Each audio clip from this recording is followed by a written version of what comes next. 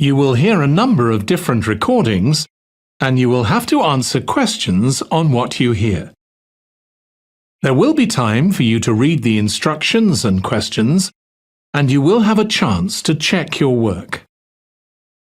All the recordings will be played once only. The test is in 4 parts. At the end of the test, you will be given 10 minutes to transfer your answers to the answer sheet.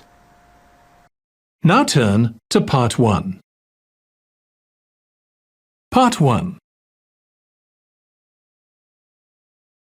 Listen carefully and answer questions 1 to 4.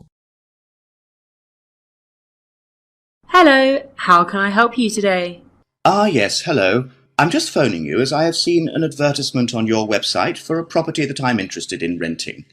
If possible, I'd like to find out some more information before I organise a viewing. No problem at all. What is the address of the property that you'd like to inquire about?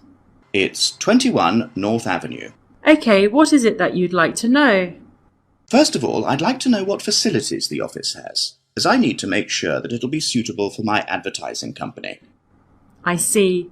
The office contains a large open-plan space with a wide frontage onto a busy street with lots of passers-by, so your business would have a really good street presence. There is also a toilet and newly refurbished kitchen equipped with a dishwasher and oven. Wow, that sounds great. I'd definitely like to register my interest. Okay, perfect. I just need to take some details from you, if that's okay. What is your full name? Jonathan Smith. And what position do you hold in your company, Jonathan? Until recently I was sales manager. However, I've recently been promoted to regional manager, so I'll be in charge of running our new office. Can I ask where the office is located? Yes, of course. It's located downtown, just around the corner from Royal Square Shopping Centre. That's a bit too far out of the centre for my liking. I'd much prefer to be located in close proximity to the station. Do you have any property located in that vicinity? It would help me to narrow down the results if you could tell me how many employees you intend to have working in the office. Our branch is made up of 30 employees, and we'd like some extra space for meetings and presentations. Most average office spaces are around 8,000 square feet, but it sounds like you would need more space than that. I think that 10,000 square feet would be more suitable for your needs. Now, let's see, we have 10 properties that match those criteria, so let's try and narrow it down. Before you hear the rest of the conversation, you have some time to look at questions 5 to 10.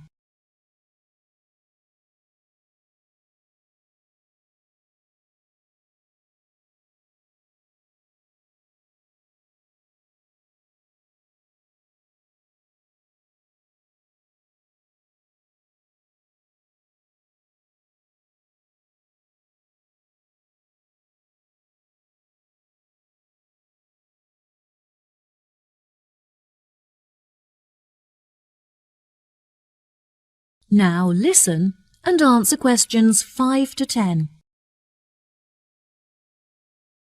Do you have any other requirements? Well, we'll need access to the office 12 hours a day, but security should be 24-hour. We don't hold any money on the premises, but it's crucial that we protect our customer information against theft. Okay, anything else? Yes, ideally I would prefer the new office to be split over 2 levels, so that the working office area is kept separate from street level.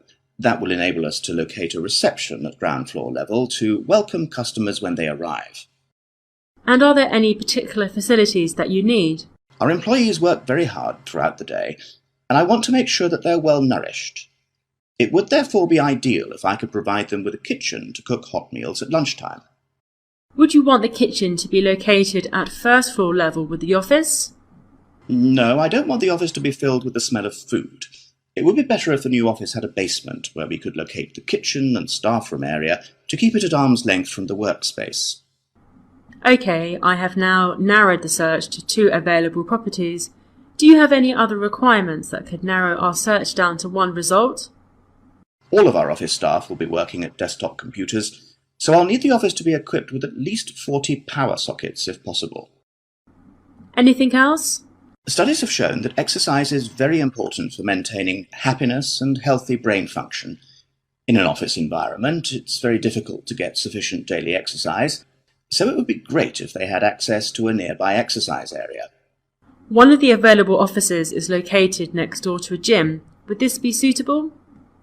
Yes, absolutely. A gym is exactly what I was thinking of. Brilliant. Do you need the office to be furnished?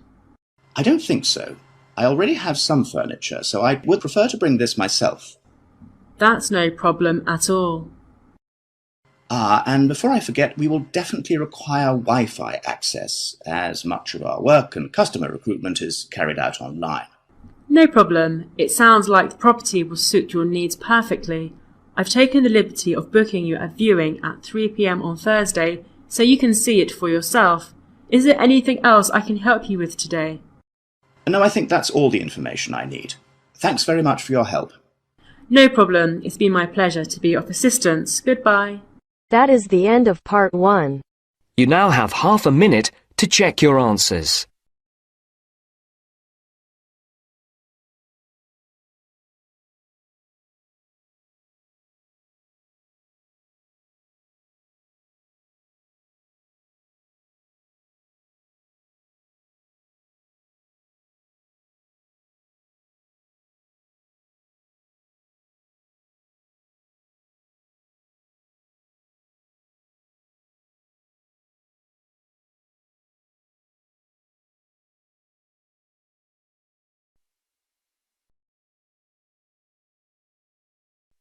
Now turns to part 2. Part 2. You will hear the education officer in a museum giving a talk to school students who are about to start a 1-week work placement in the museum. First, you have some time to look at questions 11 to 15.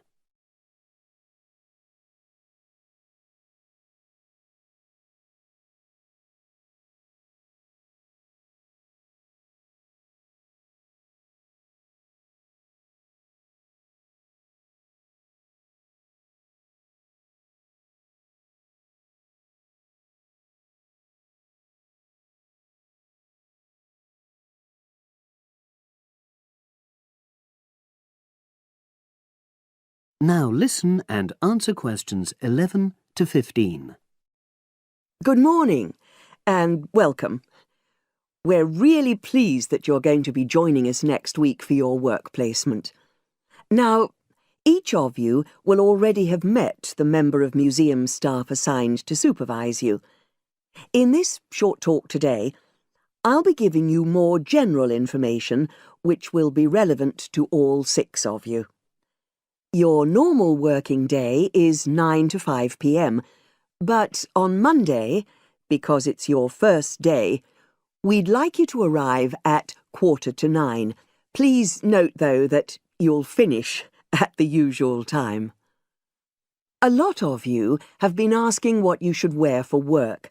Well, you may have noticed that we're not exactly a formal institution, so you'd really be out of place if you wear smart attire like a suit. If you go out on a trip with us, then we'd like you to wear a museum cap. It has our logo on, and we feel it helps people recognise you. But on a day-to-day basis in the museum itself, we say put on your own casual clothing because you'll be doing lots of dusty, messy work. Now, we don't have an enormous number of rules, but work placement is an excellent preparation for the real world of work, and we expect you to be very punctual and reliable. If you're not well, or there's been a hold-up, then what we ask you to do is ring the museum receptionist. He will be in the museum well ahead of opening time, and he'll inform your own personal supervisor in the museum. If you're away for more than 1 day, we'll inform your school tutor. They'll obviously need to make a note of your absence and follow up if necessary. But most of all, we hope you really enjoy yourselves during the placement. Students say they have a lot of fun, whether it's working with kids in our art workshops held every Monday, or, the most popular, when they go out on our outreach work to residential homes, recording elderly people's memories of school days for our oral history project. So, we hope you feel excited by the prospect of starting next week and well prepared. Your personal supervisor will be there to help you with our health and safety requirements when you start next week, and your supervisors will also brief you about the background to the museum, summarising all the huge amount of information on our website. In the next couple of days, it might be worthwhile if you get hold of evaluations and other notes made by students who've worked with us before. You can get a lot of pointers from them. Before you hear the rest of the conversation, you have some time to look at questions 16 to 20.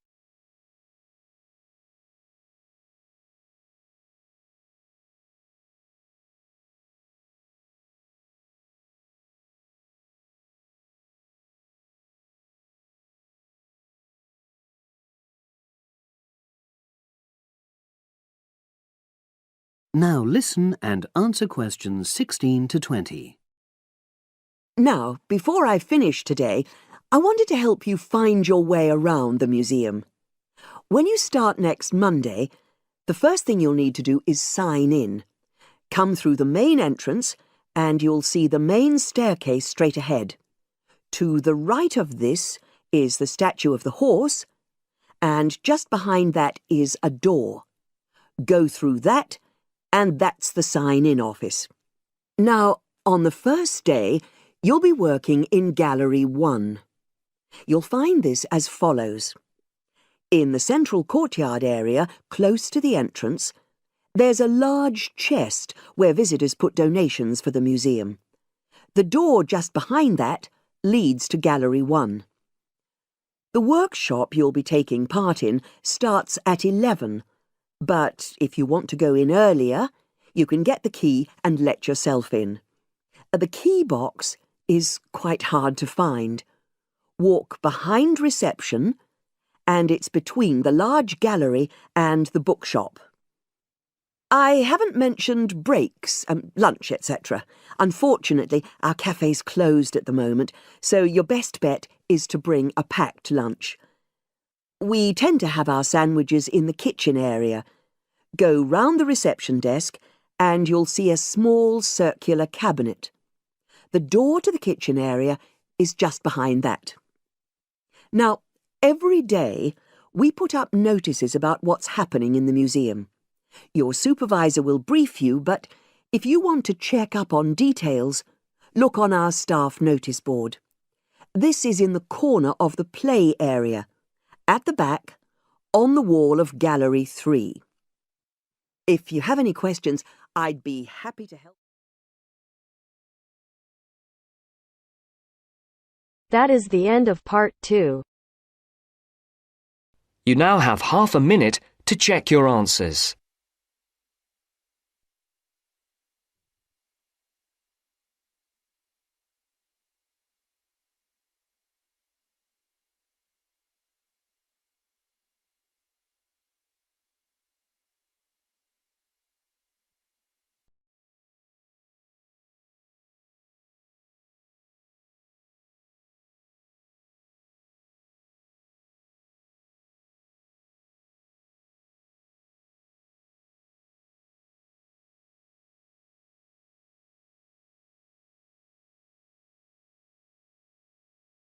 Now turns to part 3. Part 3.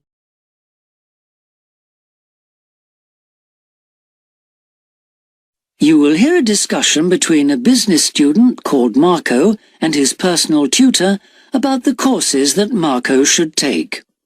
First, you have some time to look at questions 21 to 23 on page 5.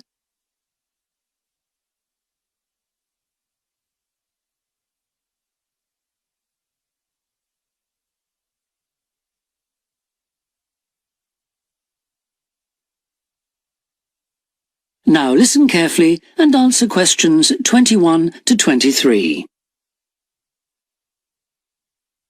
Hi, Marco. Come in. Thanks. I've got a bit stuck trying to select courses for next semester. Could you help me, please? Of course. Sit down. First of all, most people just go for the areas of business that they're interested in, but even if something doesn't look very stimulating, it's important that you can use it once you get a job. It's not much good choosing areas that aren't going to be helpful later on. Right. I want to go into management, so I'll need to think about that. And should I start specialising in a particular area yet? I don't think that's wise at this stage. It's better to aim for a wide variety of subjects, especially as management covers so many possibilities.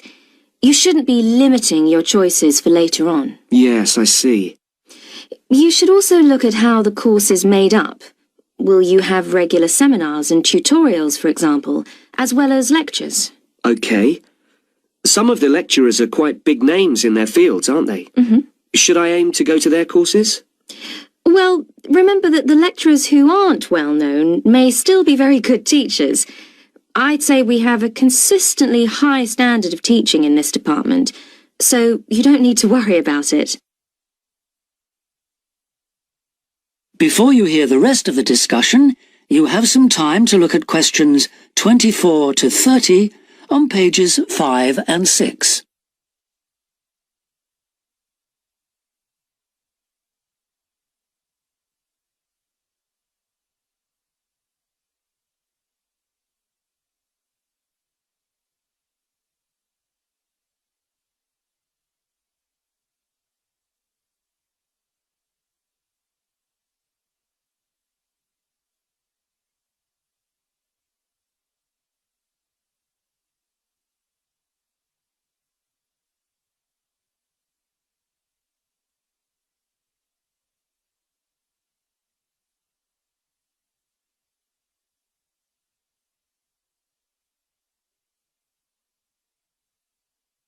Now listen and answer questions 24 to 30.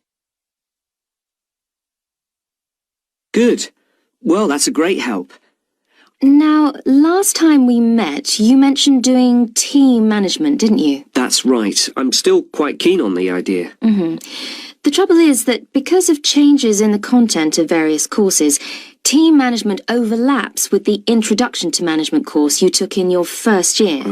So what you learned from it would be too little for the amount of time you'd have to spend on it. I'll drop that idea then. Have you had a chance to look at the outline I wrote for my finance dissertation? I left it in your pigeonhole last week. Yes. Why exactly do you want to write a dissertation instead of taking the finance modules? It'll be pretty demanding. Well, I'm quite prepared to do the extra work because I'm keen to investigate something in depth, instead of just skating across the surface. I realise that a broader knowledge base may be more useful to my career, but I'm really keen to do this. Right. Well, I had a quick look through your outline, and the first thing that struck me was that you'll have to be careful how you set about it, as the way you've organised it seems unnecessarily complex. The data that you want to collect and analyse is potentially valuable, but you'll need to narrow down the subject matter to make the whole thing manageable. OK. I'll have another look at it. I was talking to Professor Briggs about it yesterday, and I got some more ideas then. For part of the dissertation, I was thinking of trying to persuade finance managers from 3 or 4 companies to let me ask them about their company finances. If not, I think I'll have to change to another topic. Well, go ahead then. I could give you some names. Thanks. Now, let's talk about practicalities. Your dissertation must be finalised by the end of May, so you should aim to finish the first draft by the end of March. Is that feasible? Yes, it shouldn't be a problem. I'll need to register for the dissertation, won't I? Is that with the registrar's department? No, it's internal to this department, so you just need to let the secretary know. Do that as soon as you're sure you're going to write the dissertation. OK. Then, to analyse your statistics, you're going to need some suitable software. If I were you, I'd drop into the computer office and ask them for a copy. Right. So, if I revise my outline...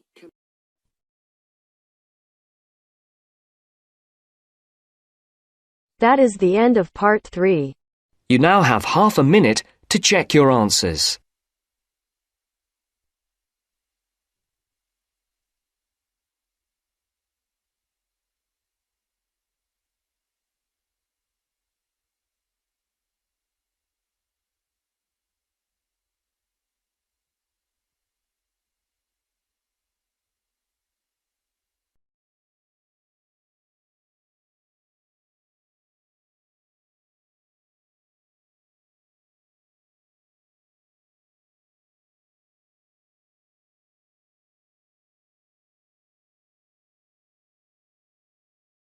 Now turns to Part 4. Part 4. You are going to hear a talk about security in the UK. Listen to the talk and complete the statements below. First, you have some time to look at questions 31 to 40.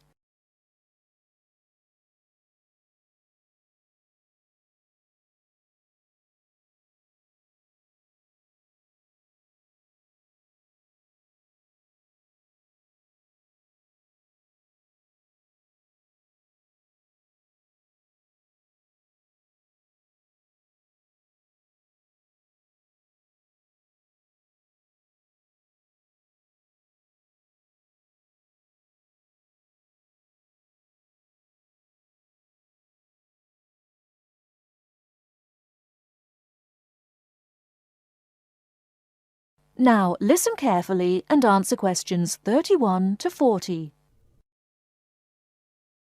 In large cities, for instance London, and crowded places such as airports and stations, there is the risk of theft.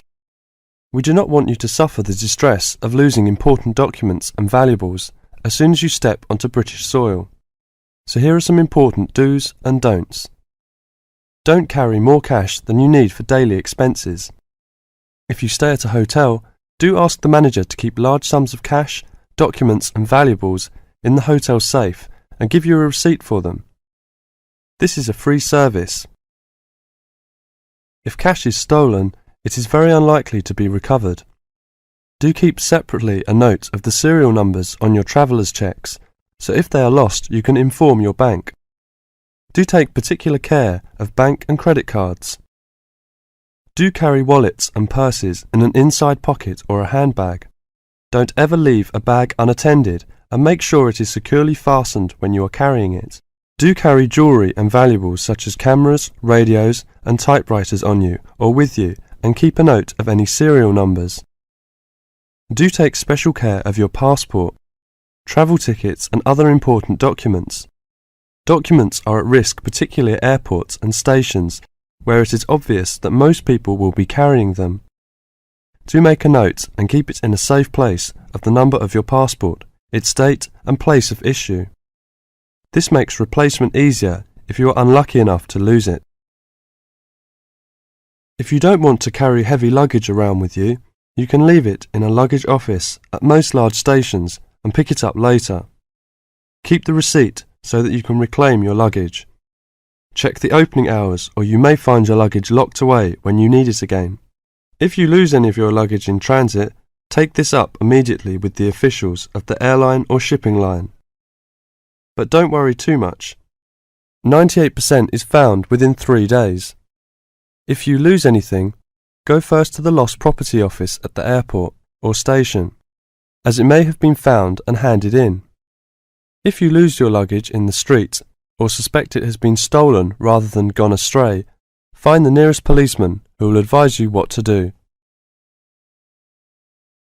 That is the end of Part 4. You now have half a minute to check your answers.